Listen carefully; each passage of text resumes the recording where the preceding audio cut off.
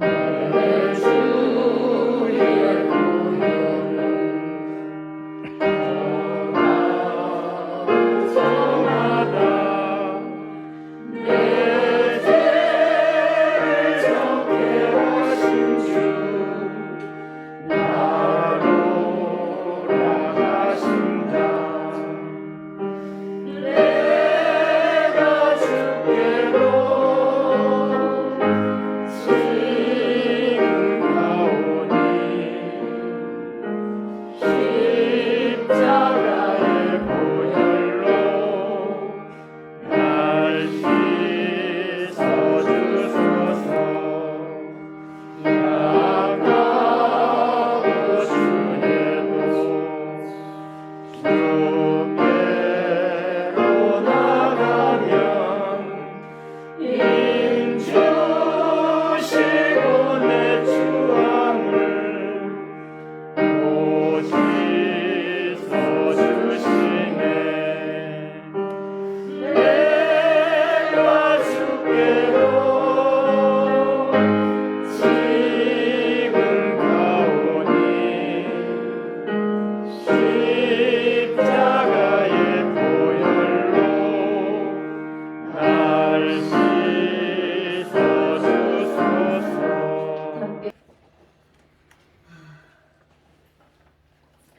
우리 눈으로 인사를 나누겠습니다.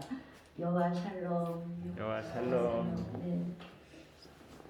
이스라엘로 성지 순례를 가게 되면은 꼭 찾아가는 곳이 갈릴리 호수라고 합니다. 그런데 갈릴리 호수는 굉장히 커서 마치 바다처럼 보인다. 그래서 갈릴리 바다라고 이렇게 얘기도 합니다. 그런데 갈릴리 호수 한편에는 디베라라는 큰 도시가 있는데요. 발전된 도시가 있었습니다. 그래서 그 디베라 바다 앞에 있는 호수가 바다다 이렇게 해서 또 디베라 바다라고도 그렇게 얘기를 합니다. 그래서 갈릴리 바다, 갈릴리 호수, 디베라 바다 이 모든 것은 다 같은 이름이에요.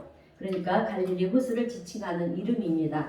그런데 이 갈릴리 호수는 특이한 것이 해발 마이너스 250m라고 합니다. 그러니까 바다 수면보다 250m 낮은 곳에 위치하고 있는 거예요. 그 주변은 또 산으로 둘러싸여 있고요. 그래서 바람이 불게 되면 기상이유가 불어가지고요. 갑자기 풍랑이 부는, 그 돌풍이 부는 그런 경우들이 종종 있습니다. 심할 때는 파도가요, 지체만한 파도가 불어닥치기도 해서 살아남기 힘든 그런 상황이 펼쳐지기도 한다고 합니다. 그래서 갈릴리 바다의 풍랑을 만난 얘기, 그리고 강풍을 만난 얘기가 성경 여기저기서 기록이 되어 있는 것을 우리가 보게 됩니다. 오늘 본문 말씀은 예수님이 제자들과 함께 갈릴리 호수를 배를 타고 건너가는 과정이에요. 아마도 출발할 때는 바람이 조금 불었던가 아니면 바람이 없었던가 했을 것입니다. 그런데 배가 호수 중간쯤 그렇게 오게 되었을 때 갑자기 큰 강풍이 불기를 시작해서 제자들은 큰 파도가 져서 물이 배 안으로 들어오니까 이제 죽게 되었다. 걱정하고 염려하면서 잠들어 계신 예수님을 깨우는 그런 내용입니다. 여러분, 저는요 이 말씀을 가만히 묵상하면서 제자들이 그렇게 혼비백산할 정도로 난리를 치는 그런 상황이었는데 어떻게 예수님은 본문 38절의 말씀을 보게 되면 고물에서 주무시더라라고 말씀을 하고 있어요. 어떻게 주무실 수가 있을까라고 생각을 해보았습니다. 여러분, 고물이 어디냐 하면 배 뒤편이에요. 배 뒤편 쪽에서 누워 곤히 잠드신 예수님의 이야기를 지금 성경은 증거하고 있는 것입니다. 그런데 어떻게 풍랑이 심하게 치고 있는데 예수님은 주무실 수가 있을까? 여러분 생각해 보면 두 가지입니다. 하나는 너무 피곤하셨거나, 여러분 우리도 피곤하면 그냥 스스로 잠이 들지 않습니까? 또 하나 중요한 것은 예수님의 마음에는 평강이 있었다는 것입니다. 아멘. 평강이 있었기 때문에 그런 요동치는 바다 위에서도 잠을 잘 수가 있었다는 거예요. 그런데 여러분 사도행전 12장을 보면 이와 비슷한 얘기가 나옵니다. 당시 유대를 다스리던 헤롯 왕이 예수님을 따르던 무리들을 핍박하기 시작했습니다. 그리고 예수님의 12제자 가운데 한 사람인 사도 요한의 형제 야고보를 잡아다가 칼로 죽입니다. 그래서 야고보는요, 예수님의 12제자 중에 가장 먼저 최초로 순교를 당한 제자가 되었습니다. 그렇게 야고보를 죽이고 난 후 헤롯 왕은요, 유대인들의 반응을 가만히 살펴보니까 유대인들이 너무 좋아하는 거예요. 예수를 믿는 사람들이 평소에 너무 꼴보기 싫은데 그들의 지도자를 잡아다가 헤롯 왕이 척결해 주니 너무도 감사한 것입니다. 좋은 거예요.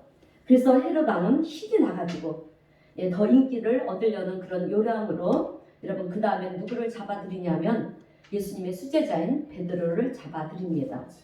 그래서 베드로는요 옥에 갇히고 베드로를 따르던 많은 무리들은 마가라고 하는 요한의 어머니 집에 그렇게 모여가지고 이제 베드로를 살려달라고 그렇게 기도하는 장면이 사도행전 12장에서 나옵니다. 그런데 베드로가 잡혀있는 내용을 보게 되면요 사도행전 12장 6절에서 베드로가 쇠사슬에 묶인 채로 잠이 들었다는 것입니다. 여러분 베드로는 내일 모레 며칠이 지나면 언제 죽을지 모르는 상황이에요. 그런데 그런 상황에서 쇠사슬에 묶인 채로 여러분 잠이 들었다는 것입니다. 어떻게 이런 상황 속에서 베드로는 잠을 잘 수가 있을까? 그런데 얼마나 깊이 잠이 들었는지 여러분 사도행전 12장 7절의 말씀을 보게 되면 천사가 와서 베드로를 깨우는데요. 그냥 일어나라 그럴 정도가 아니라 쳐서 깨웠다는 거예요. 발로 걷어찼는지 손으로 때려서 깨웠는지 모르겠습니다만은 쳐서 깨울 정도로 그렇게 곤히 잠들었다는 것입니다. 그래가지고 이제 천사는 베드로를 인도해서 밖으로 나오는데 밖으로 나올 때까지 베드로는요 이것이 꿈인지 생시인지 정신을 못 차리고 있었다는 것입니다. 너무도 깊은 잠에 빠져 있었던 베드로를 보면서 여러분 어떻게 죽음을 앞에 두고 이렇게 잠을 들 수가 있었을까? 여러분 우리는 인생을 살다가 조그마한 문제만 있어도 어떻습니까? 그 문제를 고민하고 염려하느라 밤잠을 설칠 때가 얼마나 많이 있습니까? 마음에 평안이 없으면 잠이 오지 않습니다. 내일 일을 생각하면 걱정이 되고요. 두렵기도 하고 그래서 잠을 잘 수가 없어요. 그런데 예수님도 그렇고요. 베드로도 그렇고 이렇게 평안히 잠을 잘 수 있었던 여러분 이유는요. 그의 심령 가운데 하나님이 주시는 평안이 있었기 때문이라는 것입니다. 그러므로 오늘 우리 성도님들도 하나님이 주신 이런 평안을 소유하게 되시기를 주님의 이름으로 축원드립니다. 아멘. 네, 저는 오늘 본문 말씀을 묵상하는 가운데 풍랑 중에도 평안할 수 있는 믿음 오늘 말씀의 제목입니다. 그 믿음은 도대체 어떤 믿음인가? 두 가지 말씀을 전하면서 함께 은혜를 나누겠습니다. 자, 그러면 풍랑 중에도 평안할 수 있는 믿음은 어떤 믿음인가? 첫 번째로 하나님을 진짜 신뢰하는 믿음입니다. 아멘. 아멘. 여러분 하나님을 신뢰한다는 것은 여러분 하나님을 굳게 믿고 의지한다는 거예요. 머리로 이해하는 그런 믿음이 아니고요. 우리의 삶 속에서 하나님을 신뢰하는 믿음. 이 믿음이 있어야 되는데요. 이런 믿음을 여러분 진짜 믿음이라고 얘기합니다. 아멘.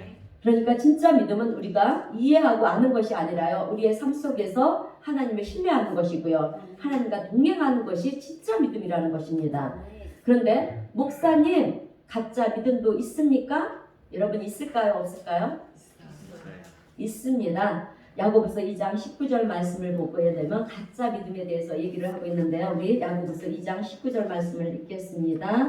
시작. 내가 하나님 한 분이신 줄을 믿느냐? 잘하는도다. 귀신들도 믿고 떠느니라. 아멘. 네. 여러분 저는 이것을 귀신들의 믿음이라고 그렇게 얘기를 합니다.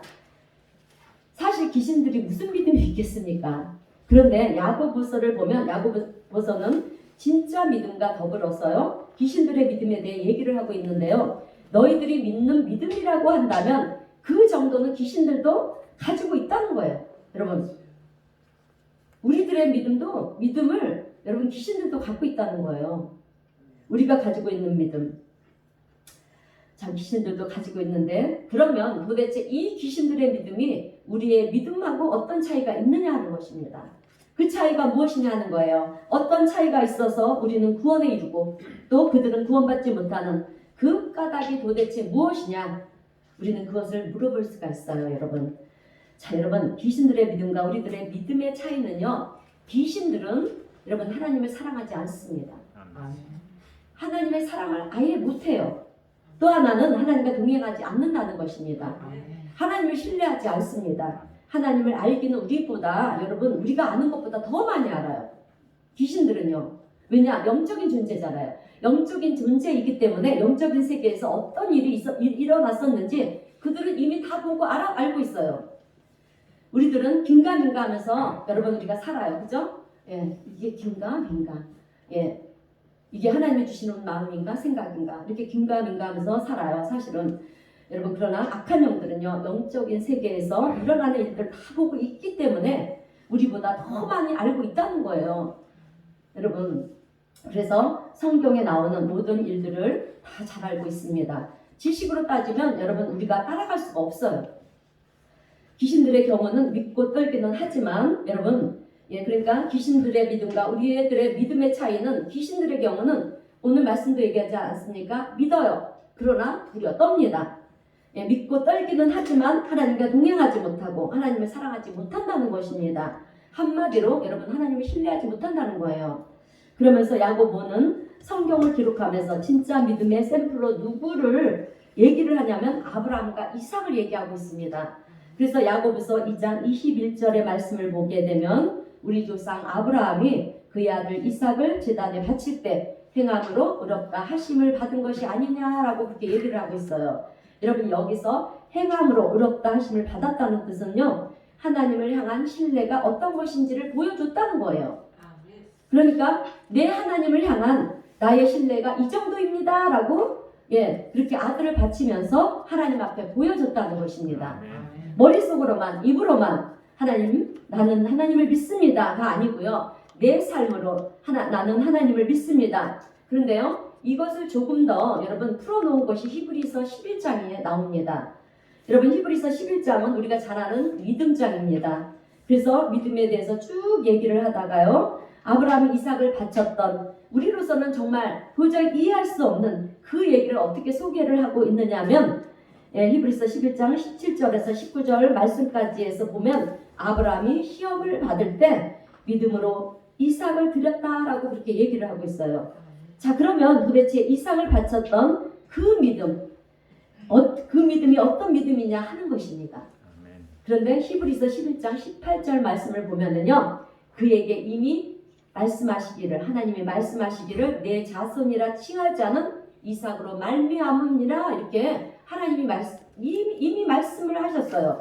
그래서 하나님은 하늘의 별을 보여주셨고요. 바닷가의 모래알을 보여주시면서 이와 같이 너희의 자손들을 많게 해줄 것이다. 그런데 네 자손들이 누구로부터 시작하느냐? 여러분 누구로부터 시작된다고 하셨습니까? 이삭으로부터 시작한다는 것입니다. 그러니까 하나님의 약속의 자녀로 이삭을 주셨다는 거예요. 이렇게 이미 하나님의 약속의 말씀이 있었습니다. 그리고 아브라함이 이제 100세가 되었을 때 이삭을 얻었잖아요. 근데 이삭이 자라고 나니까 이제 하나님께서 그 이삭으로 말미암아 네 자손들을 번성케 한다고 했는데 이제 어느 정도 자라고 나니까 이삭을 바치라고 그러시는 거예요, 여러분. 그럴 때 아브라함은 머릿속으로 생각을 합니다. 분명히 하나님께서 내 자손을 하늘의 별과 같이 바다와 모래와 같이 그렇게 많게 하시겠다고 했는데 그것도 이삭을 통해서 주시겠다고 했는데 지금에 와서 이삭을 바치라고 하는 것이 말이 안 되는 거예요. 그런데 아브라함은요 이미 말씀을 받아놨잖아요. 그래서 아브라함이 뭐라고 말을 하냐면 히브리서 11장 19절을 보면 우리 함께 읽어보겠습니다. 히브리서 11장 19절 말씀입니다. 함께 읽겠습니다. 시작. 그가 이삭을 죽은 자 가운데서 다시 살리실 줄을 생각한지라. 비유컨대 그를 죽은 자 가운데서 도로받은 것이니라. 아멘. 자, 하나님은 내가 이삭을 죽인다 할지라도 다시 살리실 것이다. 왜? 그렇게 약속을 하셨으니까. 그것이 하나님의 말씀이니까. 그러니까 하나님의 말씀을 이해하는 것이 아니라요. 하나님의 말씀을 신뢰했다는 거예요. 그래서 주저하지 아니하고요. 이삭을 하나님께 드리려고 했다는 것입니다. 여러분 이것은 상상을 초월한 여러분 신뢰입니다. 믿음이에요. 그런데 이런 신뢰를 통해서 비로소 아브라함은요. 믿음의 조상이라고 하는 칭함을 받게 되었습니다. 그래서 믿음 그러면 여러분 아브라함의 믿음을 얘기하는 거예요. 자, 그러면 여러분 아브라함과의 믿음과 오늘 우리의 믿음의 차이가 무엇이겠습니까? 여러분 아브라함과 우리의 믿음의 차이가 뭐라고 생각하십니까? 아브라함의 믿음은요, 하나님을 신뢰하는 믿음이었어요. 하나님을 굳게 믿고 의지하는 믿음이었습니다. 그래서 아들을 내가 죽인다 할지라도 하나님은 약속하셨으니까 다시 살려주실 줄로 믿는, 하나님을 온전히 신뢰하는 그렇게 깊은 신뢰감의 믿음이 아브라함의 믿음이었다는 거예요. 여러분 이런 믿음을 성경은 뭐라고 말하냐면 진짜 믿음이라고 말을 합니다. 자, 여러분 아브라함은요 하나님의 말씀을 굳게 믿었습니다. 그리고 그것을 자신의 행함을 통해서, 자신의 신뢰함을 통해서 증명해 보인 사람이 아브라함이에요.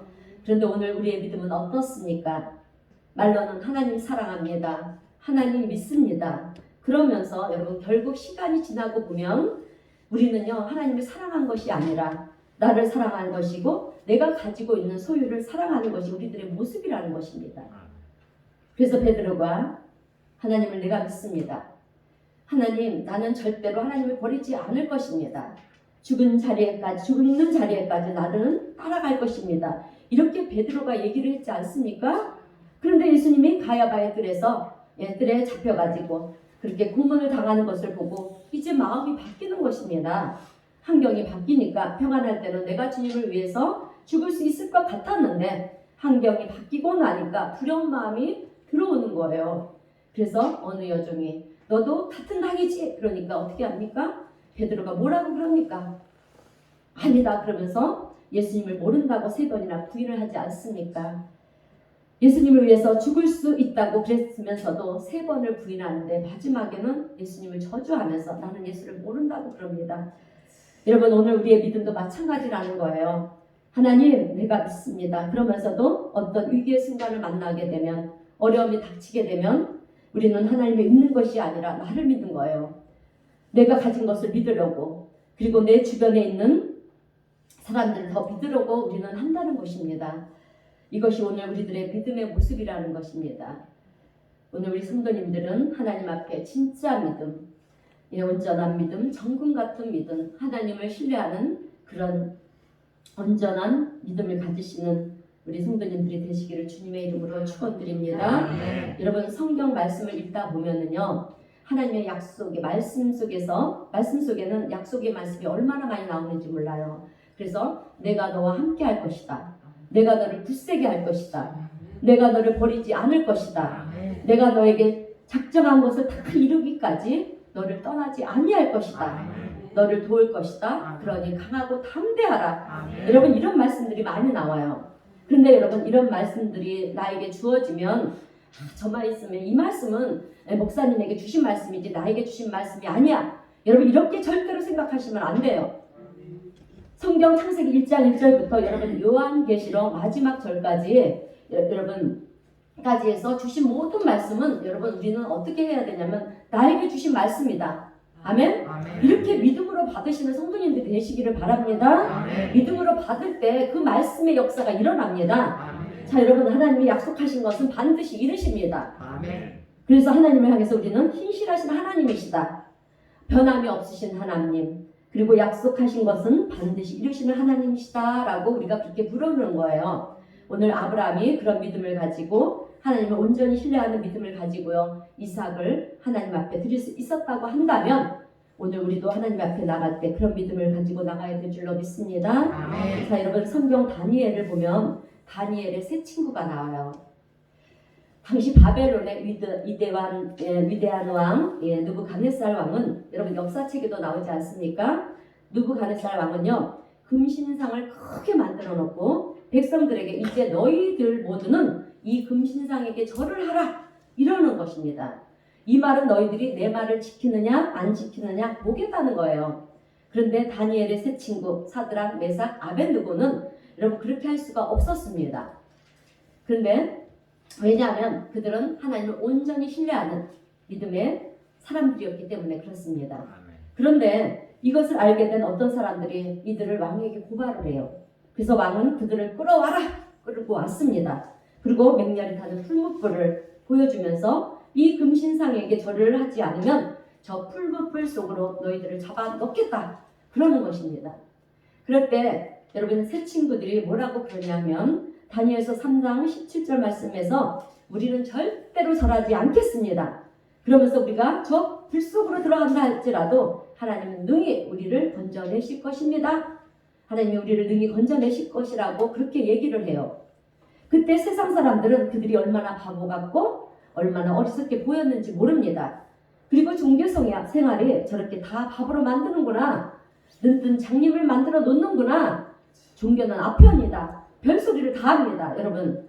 그런데도 불구하고 사드락 메삭 아벳느고는요. 여러분 뭐라고 그러냐면 아주 중요한 말을 이제 다니엘서 3장 18절에서 얘기합니다. 그리 아니하실지라도 우리 하나님께서 그렇게 하지 아니하실지라도 우리는 금신상에게 절하지 않겠습니다. 여러분 이것은 뭘 의미하는 거냐면 여러분 잘 들으시기를 바랍니다. 이 세상들의 생각, 이 새 친구들의 생각은요. 사람들은 어차피 다 죽는다는 거예요. 앞서거니 뒤서거니 하며 어차피 다 죽는데 죽을 때 하나님의 말씀을 지키고 죽었느냐 하나님의 말씀을 거역하고 죽었느냐 이것이 더 중요하다고 하는 것입니다. 여러분 왜 그럴까요? 그것은 우리의 죽음은 여러분 죽음으로 끝나는 것이 아니기 때문에 그렇습니다. 죽음 이후에 영원한 삶이 있기 때문에 그래요. 내가 사나 죽으나 주님의 말씀 앞에서 주님의 인도하신 가운데 주님의 도우신 가운데 사는 것이 정말 중요하다라고 하는 인생의 가장 귀한 여러분 진리의 말씀을 진리의 비밀을 깨닫는 사람이 바로 여러분 다니엘의 새 친구예요. 이것을 깨달았는데 어떻게 여러분 죽음을 두려워할 수가 있겠습니까? 잠시 고통은 있을지는 모르지만 그것으로 인해서 새 친구들은 두려워하지 않는 것입니다. 여러분 오늘 본문 말씀을 보면 배 위에서 우리 예수님은 풍랑 가운데서도 주무셨다는 것입니다. 어떤 상황 속에서도 흔들림이 없으신 우리 예수님의 모습을 우리가 보게 됩니다. 그러나 예수님의 제자들은 어떻습니까? 평소에 예수님이 행하시는 기적을 볼 때는 여러분 믿습니다. 사랑합니다. 별소리를 다 했어요. 그런데 풍랑이 몰아치니까 그 믿음이 어디로 갔는지 온데간데 없이 사라지고 말았다는 거예요. 여러분 사라지는 마음, 이 위기를 만났을 때 어려움을 당했을 때 사라지는 믿음은 거짓 믿음, 가짜 믿음이라는 것입니다. 빛은 여러분 어둠 속에서 발하는 것이 빛이에요. 그런데 아침에 태양이 떠올랐는데 전등불을 켠다면 얼마나 어리석은 짓이겠습니까? 성도 여러분, 오늘 우리의 믿음은 어떻습니까? 평소에는 믿음이 있는 것 같아도 위기를 만났을 때 아무것도 못하는 그런 믿음입니까? 아니면 평소에는 믿음이 없는 것처럼 보일지는 모르지만 위기를 만났을 때 그 위기 가운데 우리의 믿음이 바라는 그런 진짜 믿음입니까? 저는 오늘 우리 성도님들이 어떤 위기와 어려움 가운데서도 하나님을 온전히 신뢰하는 그래서 빛을 바라는 그런 진짜 믿음의 성도님들이 되시기를 주님의 이름으로 축원드립니다. 아멘. 자, 두 번째로 어떤 믿음이 풍랑 중에도 평안할 수 있는 믿음인가? 여러분 그것은 감사하는 믿음입니다. 아멘. 여러분 우리의 믿음이 진짜인지 아닌지를 확인하는 가장 좋은 방법은요. 감사가 있는지 없는지를 보면 아는 거예요. 여러분 어떤 분은 목사님 저는 매일 감사하면서 살려고 노력하고 있습니다. 노력한다는 것은 귀한 거예요 여러분. 그러나 감사라고 하는 것은 노력한다고 되는 것이 아닙니다. 여러분 진짜 감사는요 감사에 감사가 되는 거예요. 아멘. 그런 의미에서 이 시간 감사와 믿음의 관계가 어떤 것인지 잠시 말씀을 전하겠습니다. 오늘 본문을 보면 우리 예수님께서는 풍랑 중에 두려워하는 제자들을 보면서 이제 풍랑을 잠잠케 하십니다. 그리고 난 후 하신 말씀이 뭐냐면 본문 40절에서 어찌하여 이렇게 무서워하느냐 너희가 어찌 믿음이 없느냐 이렇게 말씀을 하셨습니다. 그래서 그런지 사람들은 기도를 하면서 어떤 기도를 하냐면 하나님 나에게 큰 믿음을 주시옵소서 이렇게 기도를 해요. 그런데 큰 믿음이 뭐냐고 물으면 그것이 무엇인지를 모르는 경우가 많다는 거예요. 그리고 왜 큰 믿음을 달라고 그러십니까? 라고 여러분 질문하면 또 몰라요. 그저 막연하게나마 우리는 큰 믿음이 있으면 위기도 이겨나갈 것 같고 큰 믿음이 있으면 내가 행하는 행사가 다 형통해질 것 같고 큰 믿음이 있으면 뭔가 수월해질 것 같아서 큰 믿음을 달라고 하는 것이 아닌가. 어떤 위기를 이겨나갈 수 있기 위해서 주어지는 하나의 하나님의 은혜, 은총, 이런 것으로 생각하는 것이 아닌가라고 저는 생각해 봅니다. 그런데 여러분, 이런 생각은 우리들의 오해라는 거예요. 우리들의 잘못된 생각이라는 것입니다. 여러분, 우리는요, 믿음에 대해서 범하는 잘못된 생각들이 있어요. 그것은 이런 것입니다. 내가 교회를 오래 다니다 보니까 여러분, 교회 생활에 익숙해졌어요. 그래서 교회에 오면 그 루트를 따라서 잘 순종합니다. 그러면 그 사람들은요, 큰 믿음이 있다라고 그 사람을 생각을 한다는 거예요. 틀린 생각이라는 것입니다. 또 성경 공부를 많이 하고요, 성경을 많이 읽어서 내가 성경에 대한 지식들이 많고 많이 가지고 있습니다. 정말 귀한 일이에요. 여러분, 우리의 신앙은요, 성경 말씀으로부터 시작이 됩니다. 시작이 되기 때문에 여러분, 말씀을 많이 읽어야 되고요, 말씀을 많이 묵상해야 돼요. 그렇지만 내가 많이 아는 그 자체가, 그 지식이 나의 큰 믿음이 될 수는 없다라는 것입니다. 또 교회에서 봉사도 하고요, 섬기는 일도 하고 불쌍한 사람을 보면 국률의 마음이 있고 그러면 우리는 김집사님 어떻게 마음이 그렇게 천사 같으세요? 이렇게 말을 해요. 그죠? 정말 귀합니다. 남을 돕는다는 것이 얼마나 귀한지 몰라요. 그러나 그렇게 행하고 섬기는 그 자체가 여러분, 큰 믿음을 행하는 자체가 아니라는 거예요. 또 교회에서 열심히 헌신도 하고요, 봉사도 하고 기도도 하고 그러면 우리의 직분이 어떻게 합니까? 점점점 올라가지 않습니까? 어떤 리더의 직분까지 가게 됩니다. 정말 귀한 일이죠. 그런데 그것 자체가 큰 믿음이 아니라는 것입니다. 그리고 내가 성경을 많이 알고요, 기도도 유창하게 하고 교회에서 행하는 모든 모임에 빠짐없이 참여하고, 그래서 내가 영적으로 우월감을 가지고 있다라고 하면 여러분, 그것은 큰 믿음이 아니라 오히려 위험한 믿음입니다. 여러분, 큰 믿음은 정말 좋은 거예요, 여러분. 그러나 큰 믿음을 얘기하기 이전에 여러분, 우리는요, 진짜 믿음이라고 하는 것이 무엇인가, 그 믿음은 어떻게 생기는 것인가, 이것을 먼저 우리는 알아야 됩니다. 여러분, 우리 사람들은 인생을 살아갈 때 자기 만족 속에 살아갑니다. 그죠? 내 만족으로 살아가요. 그래서 나 정도면 되지 않았나, 나 정도면 선한 것 같고, 나 정도면 그래도 신실한 것 같고, 나 정도면 믿음도 있는 것 같고, 나 정도이면 그래도 어려운 사람을 도우니까 나 정도면 괜찮다, 이런 생각을 가지고 살아갑니다.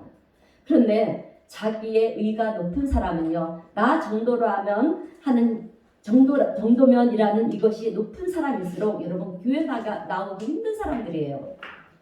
그런데 이런 사람들은 자기의 의에 만족하며 살다가 어느 순간인가 여러분, 자기 자신에 대한 실체를 볼 때가 있다는 것입니다. 그래서 나란 존재가 정말 못난 존재였구나, 나는 정직하고 바른 줄 알았는데 아니었구나, 내가 참 비겁한 사람이었구나, 내가 옹졸한 사람이었어, 내가 이기심으로 욕망 덩어리로 그렇게 가득한 사람이었구나, 나는 악한 사람이었구나, 이런 것들을 여러분 어느 순간에 깨닫는다는 것입니다. 그러면서 내가 여기서 벗어날 수 있는 길이 없을까, 내가 새로운 인생을 살고 싶은데 그동안 내가 살아온 삶을 뒤돌아 생각해보니 너무 다 형편없는 삶이었다는 거예요. 그래서 이제는 달라지고 싶은 것입니다. 이제는 새로 태어나고 싶은 그런 삶을 살고 싶은 것입니다. 그런데 여러분, 사도 바울이 이런 사람이었어요.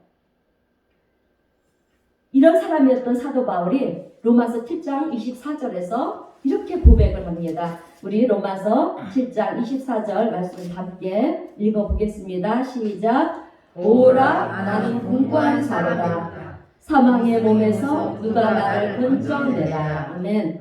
여러분, 우리는요, 내가 세상적인 소유를 많이 가졌느냐 못 가졌느냐, 여러분, 이런 것이 중요한 것이 아닙니다.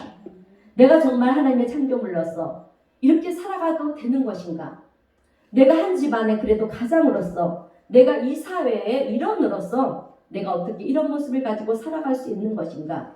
여러분, 우리는요, 자기 자신에 대해서 실망감을 느껴야 됩니다.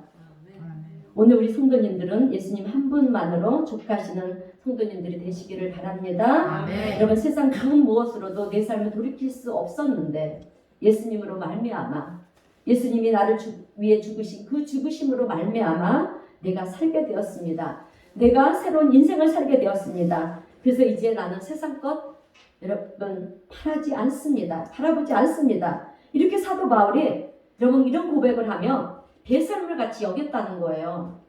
하나님 한 분, 예수님 한 분이면 나는 족합니다. 만족합니다.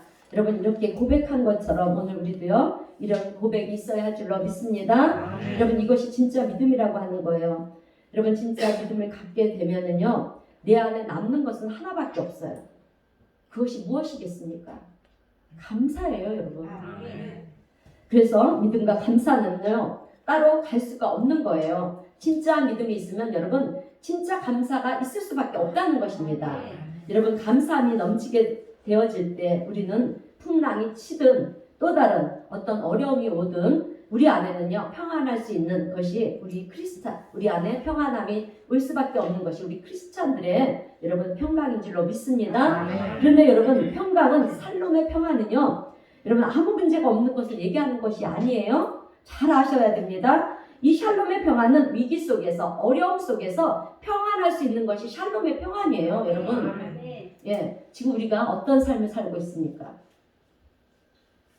정말 여러분 위기 가운데 어려움 속에 지금 살고 있지 않습니까? 그래서 여러분들 제가 항상 샬롬, 여호와 샬롬이라고 이렇게 인사를 나누잖아요. 예, 이런 여호와 샬롬이 우리 안에 있을 때 위기 가운데서 어려움 속에서도 우리는 그것을 극복해 나갈 줄로 믿습니다. 자, 그래서 내적으로 이제 하나님 한 분만으로 만족하는 그 만족함이 내 안에 있고요. 감사가 있는 사람은요. 평강이 있기 때문에 삶의 모습들이 여러분 여유롭습니다. 가진 것이 없지만 가진 자보다 더 행복해하고요. 더 여유롭게 생활을 한다는 것입니다. 그래서 모든 것을 다 품을 수가 있는 거예요.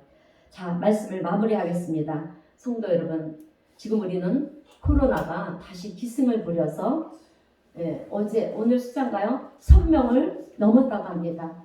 1000명 넘는 확진자들이 생기고 있어요. 그래서 이러니 저러니 세상은 많은 얘기들이 나오고 있습니다. 어찌 보면 여러분 지금 우리는 예수님의 제자들이 큰 풍랑을 만난 것처럼 오늘 우리도 코로나라는 풍랑을 만난 것입니다, 여러분. 그런데요, 가만히 한번 생각해 보세요.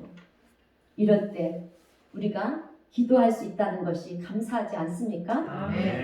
찬송을 부른다는 것이 여러분 얼마나 감사합니까? 누가 뭐라 해도 주님이 나와 함께 하신다는 그 믿음을 가지고 산다는 것이 여러분 얼마나 귀하고 감사한 일인지 우리는 알아야 된다는 것입니다. 왜요? 왜 감사해야 될까요? 세상 끝날까지 우리 주님이 우리와 함께 하신다고 약속하셨고 우리를 지켜 보호하여 주신다고 여러분 약속해 하셨기 때문에 그렇습니다. 그러므로 다시 한번 여러분 나의 믿음이 진짜 믿음인가 그렇게 뒤돌아보시고요. 하나님을 향한 절대적인 신뢰의 믿음을 가지고요. 지금의 위기 속에서 믿음으로 세상을 이길 뿐만 아니라 주변에 어려움을 겪고 있는 많은 사람들에게 그리스도의 사랑을 전할 수 있는 또 하나님의 위로와 평강을 전할 수 있는 우리 성도님들 다 되시기를 주님의 이름으로 축원드립니다. 그렇습니다. 오늘 우리는 풍랑 가운데 있습니다. 오늘 귀한 말씀은 주심은 여러분 우리도 코로나라는 풍랑 속에 있음을 주님 아시고요. 이렇게 귀한 말씀을 주신 것 같아요. 이 풍랑 가운데 우리가 무엇을 해야 되겠습니까? 두려워하고 떠는 것이 아니라 제자들처럼 그런 삶이 아니라 여러분 하나님을 온전히 신뢰하는 거예요. 그리고 그 하나님께 감사하는 것입니다. 그럴 때 우리의 풍랑도 잠잠하게 멈춰질 줄로 믿습니다. 기도하겠습니다. 하나님 아버지 감사합니다. 아기 예수 오심의 성탄을 기다리며 대림절 세 번째 주일을 보내는 저희들에게 오늘도 귀한 말씀으로 은혜를 베풀어 주시고 풍랑 중에도 평안할 수 있는 믿음이 어떤 믿음인가를 알려주시고 깨닫게 하여 주시니 감사합니다. 큰 풍랑을 만나 믿음을 잃어버린 채 두려워하고 무서워하는 제자들에게 주님은 어찌하여 무서워하느냐 너희가 어찌하여 믿음이 없느냐 하시며 비록 책망은 하셨지만 그들의 믿음 없음을 불쌍히 여기시고 풍랑을 끄지시며 바람을 잠잠케 하시는 주님의 능력 속에 무서워하는 제자들의 마음을 평안으로 인도하시는 주님을 저희들이 배웠습니다. 주님 오늘 저희들도 코로나라는 풍랑을 만나 예수님의 제자들처럼 그렇게 믿음 없는 자가 되어 주님의 능력을 믿지 못하고 무서워하고 두려워하고 있습니다. 그러나 오늘 우리에게도 제자들에게 베푸신 그 은혜를 우리 주님께서 내려주셔서 우리가 만난 풍랑을 주님 잠잠케 하여 주실 줄로 믿습니다. 또한 두려워하고 무서워하는 우리의 마음을 주님 주시는 평안으로 인도하여 주셔서 주님의 평안을 우리가 누릴 수 있도록 주님 도와주옵시고, 바다도 풍랑도 주님 말씀에 순종하는 것처럼 이제 이후로 저희들도 주님 말씀에 순종하는 신실한 믿음의 자녀들이 되어 주님을 신뢰하면서 우리와 함께 하시는 주님께 감사하는 우리가 되게 하시고, 죄악이 간용한 이 어두운 세상을 살아가는 저희들이 주님께서 명하신 이 땅의 빛과 소금의 역할들을 감당해 나가며 우리에게 베푸신 주님의 사랑과 그리고 위로와 평안을 전할 수 있는 우리 모두가 될 수 있도록 주님 은혜를 베푸시고 우리의 삶을 축복하여 주시옵소서. 우리를 도우시는 성령님의 인도하심을 믿으며 예수님의 이름으로 기도하옵나이다. 아멘. 찬송가 432장 찬송하겠습니다.